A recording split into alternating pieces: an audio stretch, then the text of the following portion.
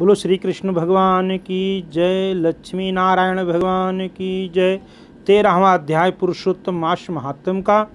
तो सबसे पहले कल आपने कथा सुना कि पांडवों ने बड़े ही श्रद्धा भाव के साथ मल मास पुरुषोत्तम मास का विधिवत व्रत का सेवन किया, व्रत किया और भगवान नारायण के नाम का जाप किया। उस भगवान की कृपा से पांडवों का खोया हुआ राज्य वापस मिला और फिर दोबारा राज्य करने लगे पांडव। तो भगवान कृष्ण कहते हैं कि हे अर्जुन, सूर्यवंशी राजा दृढ़धनवा ने भी पुरुषोत्तम मास का सेवन करके अपना जीवन धन्य किया था। तो ये रहा पिछला कथा। क्योंकि अब ऋषि लोग पूछते हैं सूत जी से कि सूत जी आप 13वां अध्याय का कथा सुनाइए कि ये राजा कौन था, दृढ़धनवा नाम का राजा कौन था, इसने अपने जीवन में कौन सा व्रत किया, कौन सा ऐसा तप किया, किस देवता का इसने पूजन किया जिससे इसे राज्य मिला, पुत्र पौत्र आदि की प्राप्ति हुई। हे सूत जी, ये कथा विधि पूर्वक सुनाइए। तो सूत जी कहने लगे, हे ऋषियों, आकाश गंगा की तरह पवित्र करने वाली सुंदर पुरानी दृढ़धनवा की कथा में तुमसे कहता हूँ। है देश का चित्रधनवा नाम से विख्यात राजा हुआ। चित्रधनवा के राजा जो थे उनके पुत्र दृढ़धनवा थे और वो राजा बड़े ही धर्मात्मा, विधि पूर्वक ब्राह्मण पूजन, गुरु पूजन किया करते थे।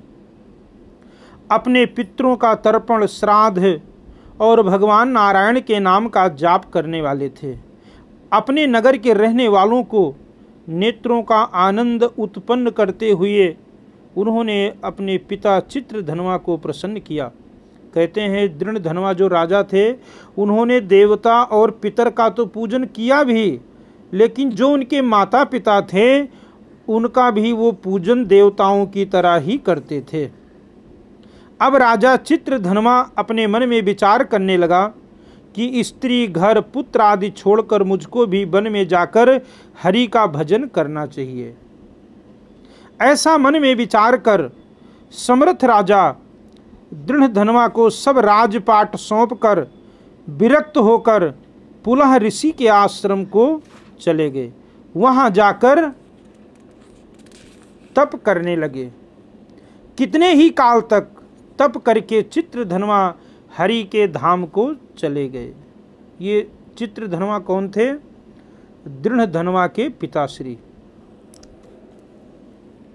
तो दृढ़धनवा ने जब अपने पिता की मृत्यु को सुना तब अपने पिता की और्ध्वदैहिक क्रिया की, सभी क्रिया कर्म बड़े श्रद्धा भाव के साथ किया। फिर नगर में राज्य करने लगा। राजा दृढ़धनवा की गुण सुंदरी नाम की एक स्त्री थी। दृढ़धनवा राजा के 4 पुत्र हुए और चारुमती नाम की एक कन्या पैदा हुई। उसके पुत्र चित्रवाहक, चित्रवाह, मणिमान और चित्रकुंडल नागों से विख्यात हुए। ये 4 पुत्रों के नाम हैं। श्री नारायण कहने लगे कि हे नारद, एक समय सोते हुए राजा के मन में विचार उत्पन्न हुआ कि मेरा ये सब वैभव किस पुण्य के प्रभाव से मुझे मिला है। मैंने जीवन में ऐसा कौन सा दान किया, कौन सा ऐसा तप किया, कौन सा ऐसा तीर्थ किया, मैंने कौन सा ऐसा हवन किया कि मुझे ये सब जीवन में सारे सुख मिल गए। अपने इस भाग्य का कारण किससे पूछूं, ये राजा के मन में विचार आया है। इसी विचार में राजा की सारी रात्रि व्यतीत हो गई। प्रातः ब्रह्म मुहूर्त में उठकर यथा विधि स्नान आदि करके राजा, सूर्य उदय से पहले उठने का नियम था, स्नान करके सूर्य को अर्घ्य देकर, ब्राह्मणों को दान आदि देकर तथा नमस्कार करके वो राजा घोड़े पर चढ़कर तत्काल शिकार खेलने के लिए वन को चला गया। वहां उसने शिकार किया। उसी वन में राजा दृढ़धनवा के बाण से घायल होकर एक मृग दूसरे वन में भाग गया। घायल मृग के शरीर से गिरते हुए रुधिर के निशानों से राजा दृढ़धनवा भी उसके पीछे पीछे गया, पर थोड़ी देर में मृग राजा की निगाह से ओझल होकर कहीं छिप गया। राजा प्यास से व्याकुल होकर फिरते फिरते सागर के समान एक सरोवर को देखा। वहां पर तत्काल जाकर उसने पानी पिया। वहीं उसने अत्यंत घनी छाया वाला बट का एक वृक्ष देखा और अपने घोड़े को उसी बट वृक्ष में बांध दिया। तो राजा उस बट वृक्ष के नीचे जाकर के बैठ जाता है, तो वहां पर एक तोता आया जिसे सुक भी कहते हैं। राजा को अकेले बैठा हुआ देखकर वो सुक बार बार एक ही श्लोक बोलता रहा। राजा को वो तोता बोलने लगा, तू पृथ्वी में अत्यंत सुख को देखकर सार वस्तु को नहीं विचारता। वो तोता क्या बोलता है कि तू पृथ्वी में अत्यंत सुख को देखकर सार वस्तु को नहीं विचारता, तो कैसे पार पहुंचेगा। राजा को उस पंछी ने ये वचन बोला। ऐसे उसके इन रहस्यपूर्ण वचनों को सुनकर राजा को यही सोच हुआ कि बार बार ये सुक ऐसे वचन क्यों बोल रहा है। क्या वो सुखदेव जी तो नहीं हैं? मुझ मूढ़ को संसार सागर में डूबे हुए देखकर मुझको श्री कृष्ण का भक्त समझकर मुझ पर कृपा करके उद्धार करने के लिए आए हों। ये राजा के मन में प्रश्न उठा।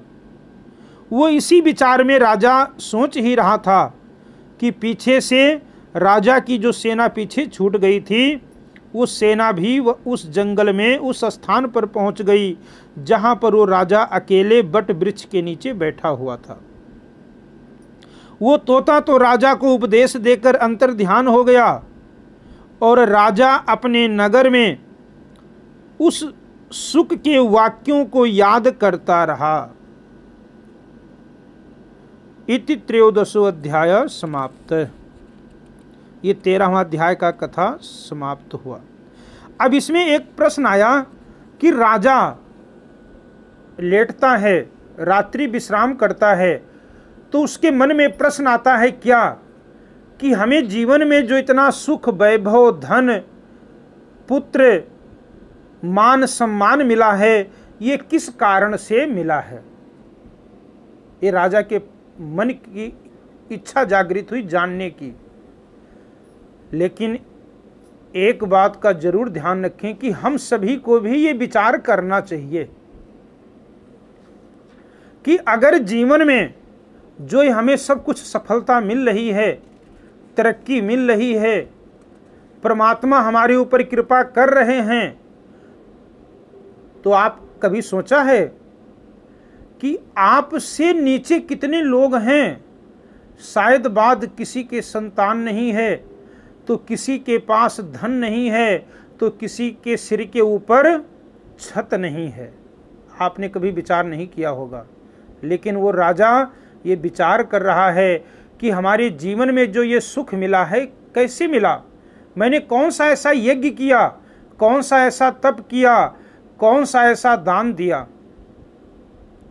क्योंकि भगवान ने जो हमें मनुष्य का तन दिया है, ये ऐसे नहीं मिला है। मनुष्य का शरीर ये हमारे पूर्व जन्मों का किया हुआ कर्म है जो हमें इस जन्म में मिला है और आगे मिलेगा। चाहे धन है, ये भी हमारे पूर्व जन्मों का कर्म है। ये आपकी कोई बुद्धिमानी, कोई मेहनत कुछ नहीं है, ये आपने पूर्व जन्म में दिया हुआ था। इस कारण से इस जन्म में आपको मिल रहा है। इसके ऊपर जरूर विचार करें। लेकिन जब दुख आता है तो हम सभी परमात्मा के ऊपर दोष देने लगते हैं कि मैं इतना धर्म करता हूं, इतना कर्म करता हूं, लेकिन फिर भी हमें दुख चारों तरफ से घेरे हुए है। ऐसा नहीं है। वो परमात्मा सभी को एक दृष्टि से देखता है। वो जो हमारे ईश्वर हैं वो सभी को एक दृष्टि से देखते हैं। जैसे सूर्य का प्रकाश हुआ तो ऐसा तो नहीं हुआ ना कि आपके घर में अंधेरा है और पड़ोसी के घर में उजाला है। ऐसा नहीं होता है। वो परमात्मा अगर बारिश करते हैं तो ऐसा तो नहीं है ना कि आपके घर में बारिश हो गई और पड़ोसी के घर में बारिश नहीं हुई है। वो ईश्वर, वो परमात्मा, वो नारायण सभी को बराबर देते हैं। तो अगर हमें पुत्र मिला है तो वो भी अपने कर्मों से मिला है। हमने क्या कर्म किया है। जैसे आप किसान जो है खेत में बीज डालता है, एक दाना, जब 6 महीने लगते हैं उसको तैयार होने में, कितना 6 महीने। और हम सोचते हैं कि हमने जो ये कर्म किया है, आज हमने अच्छा काम किया और इसका फल हमें कल मिल जाए। ऐसा नहीं होता है, समय लगता है। जो कुछ भी मिला है हमें पूर्व जन्मों के कर्मों के अनुसार मिला है। जो मिलेगा वो भी कर्मों के अनुसार मिलेगा। तो हम क्यों ना ही ऐसे भगवान के शरण में लगे रहें, परमार्थ का काम करते रहें, जीवन में अच्छे काम करें। देखो मेहनत सभी करते हैं, किस लिए? तरक्की पाने के लिए। लेकिन तरक्की किसे मिलती है? जिसके भाग्य में होता है। और भाग्य बनाना पड़ता है, भाग्य वैसे नहीं बनता है। चलो, हो सकता है किसी कारणवश जीवन में हमारी इस जन्म में कोई कमी है या कोई कमी रह गई है, तो अब हमें वो कर्म अपना बनाना चाहिए, वो कर्म अच्छा करना चाहिए, जिससे अगले जन्म में, क्योंकि ये जो मनुष्य का शरीर है ये कोई गारंटी थोड़ी है कि अगले जन्म में फिर ही मनुष्य बनेंगे, इसका कोई पता नहीं है। तो इस कारण से अच्छा कर्म करें, भगवान हरि का ध्यान करें, क्योंकि मनुष्य ही एक ऐसा है, भगवान विष्णु ने कहा है कि मैंने सारे संसार को उपजा दिया है, बना दिया है। इस सृष्टि में 84 लाख योनियां हैं, लेकिन मनुष्य के शरीर के बिना कोई भी परमार्थ नहीं कर सकता है। भगवान का भजन अगर कोई कर सकता है तो वो केवल और केवल मनुष्य है। बाकी 84 लाख योनियों में परमात्मा की भक्ति या कोई शुभ कर्म या कोई धर्म का कार्य अगर कोई कर सकता है तो वो मनुष्य है।